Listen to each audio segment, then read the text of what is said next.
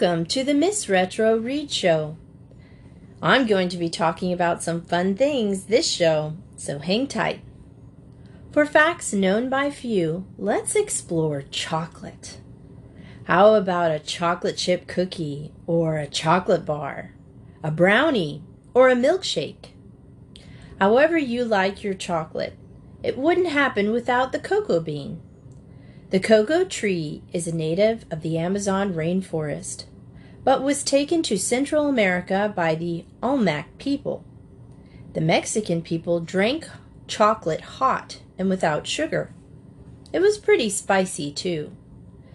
Christopher Columbus brought the cocoa bean to Spain after his fourth voyage in 1502. So the next time you enjoy a bar of chocolate, you can thank Christopher Columbus and the Mexican people.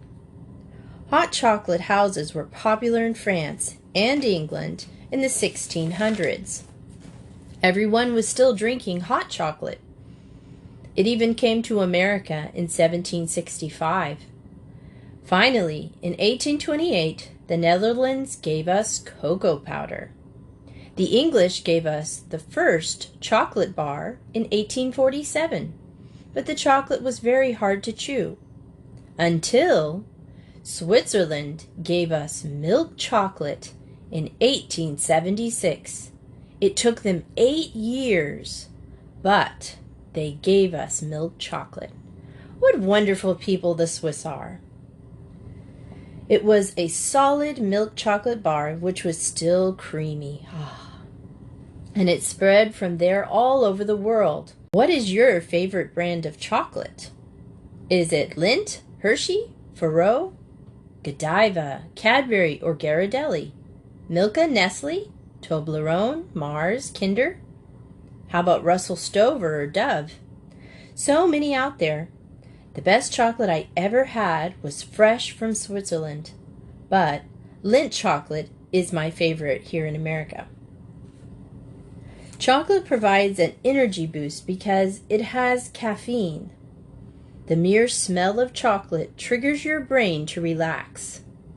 Dogs cannot digest chocolate, so don't give it to them. It takes 400 cocoa beans to make 1 pound of chocolate.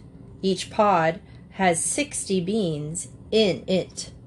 Dark chocolate is higher in caffeine, and white chocolate is made from the cocoa butter, not the powder. So it's not technically chocolate. Nestle invented white chocolate by mistake. He was trying to make a vitamin bar of all things. I think kids are much happier with the white chocolate. Instead, he got white chocolate instead. I love white chocolate, but understand why the milk chocolate bar and the white chocolate bar are totally different. Mrs. Ruth Wakefield owned the Toll House Inn. She added chopped bits of chocolate to a cookie and invented the first chocolate chip cookie. Ruth gave her chocolate chip recipe to Nestle's in exchange for a lifetime supply of chocolate. What a deal! Hershey makes more than 70 million chocolate kisses a day. Cocoa trees can live 200 years, but they only produce good cocoa beans for the first 25 years. German chocolate cake was named after an American named Sam German. I always thought it was from Germany. The Swiss eat the most chocolate, about 22 pounds per person a year. Australia is second, and Ireland third. Chocolate melts at 93 degrees, so that's why it melts in your mouth. The Aztecs used the cocoa bean as currency, so at one time, money really did grow on trees.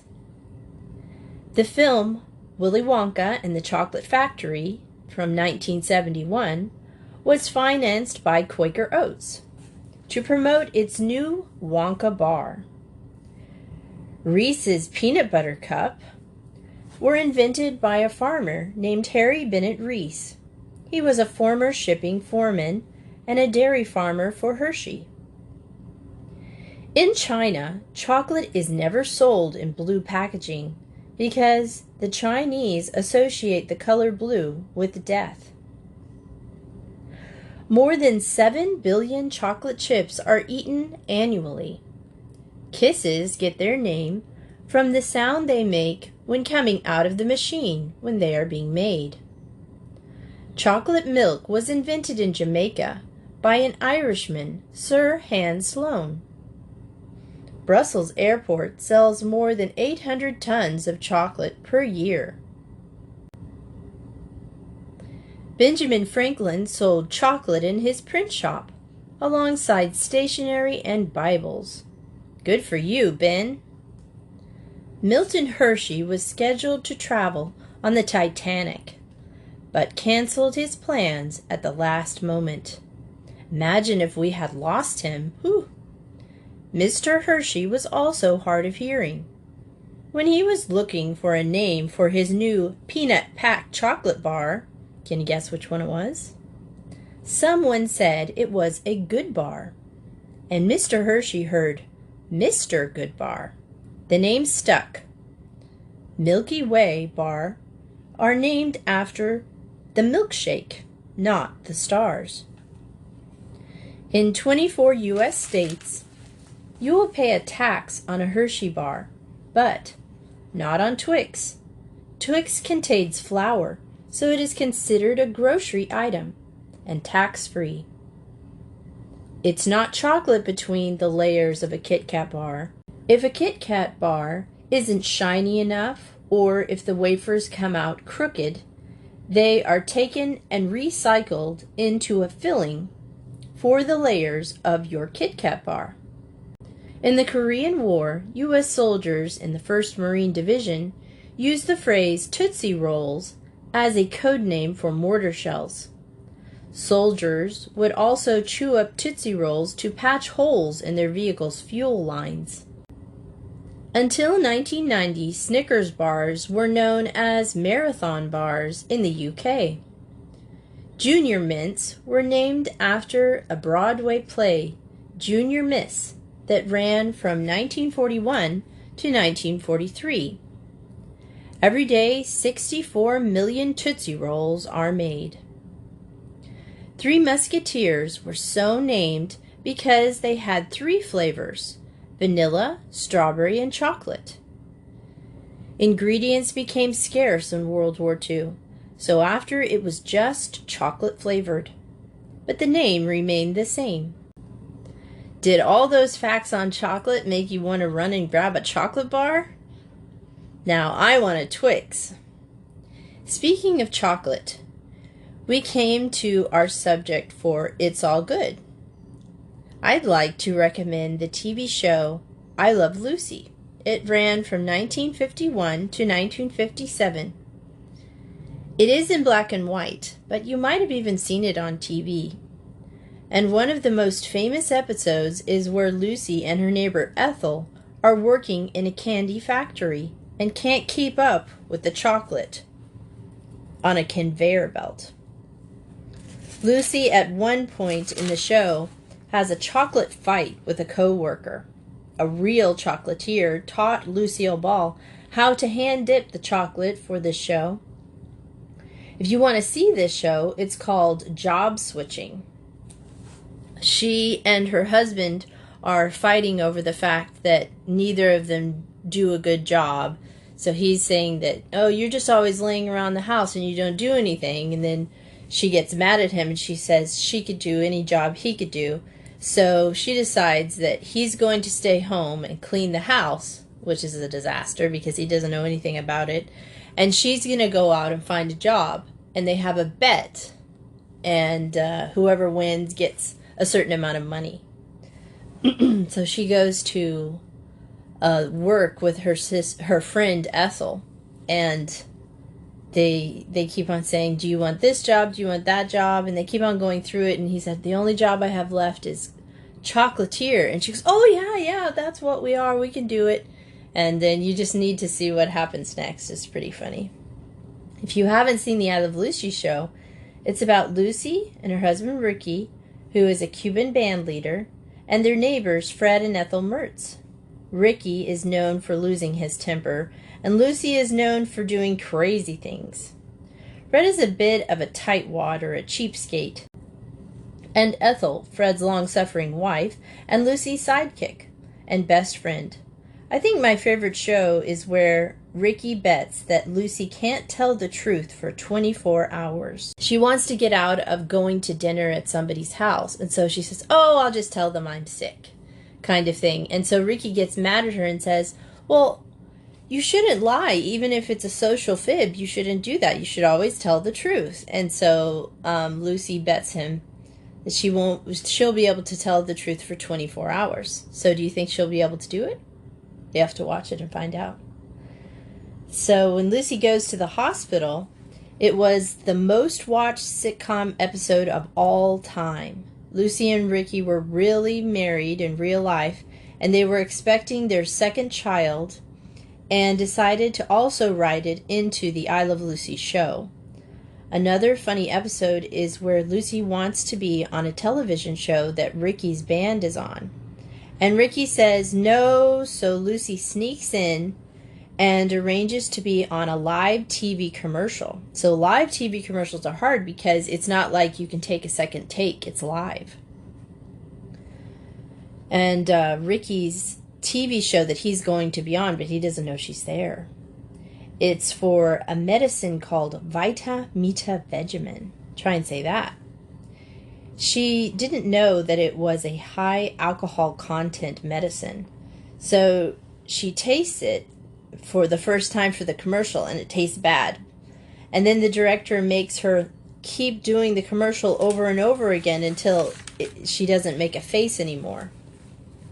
By the time she's done it many times, she becomes tipsy. You can imagine how crazy things get. You may not like every episode, just skip it. And I grew up watching them, so they still make me laugh, even though I know what's going to happen. Fred's got the most fan mail of anyone because he was the most realistic character. He just played himself. When the Mertzes go on a cruise, Ethel says, "Gee, this sea air sure gives me an appetite." And Fred answers, "What's your excuse on dry land?" At one point, Lucy and Ricky are arguing, and Ricky says something in Spanish.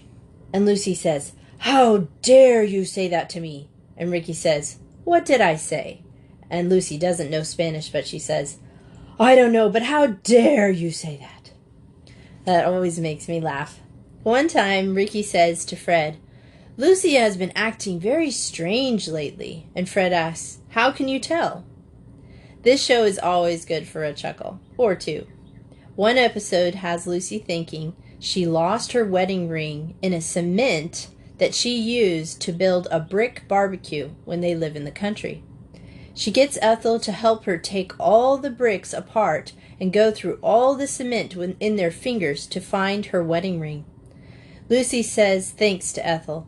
It's times like these when you know what true friendship is for.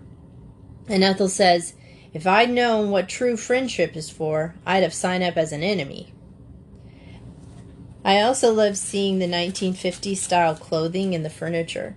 It's never been off the air in 70 years. Pretty crazy.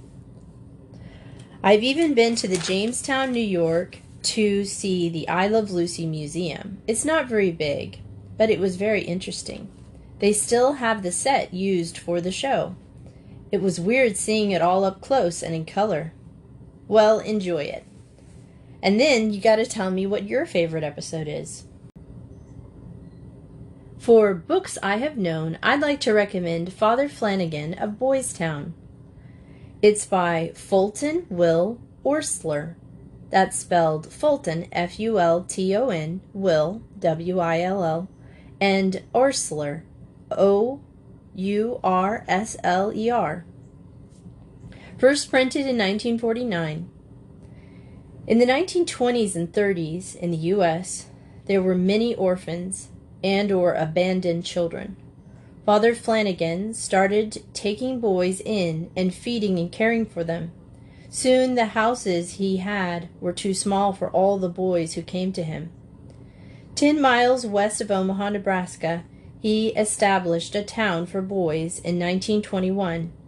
It had its own boy mayor, schools, chapel, post office, and so on. He had many boys of different faiths who lived at Boys Town.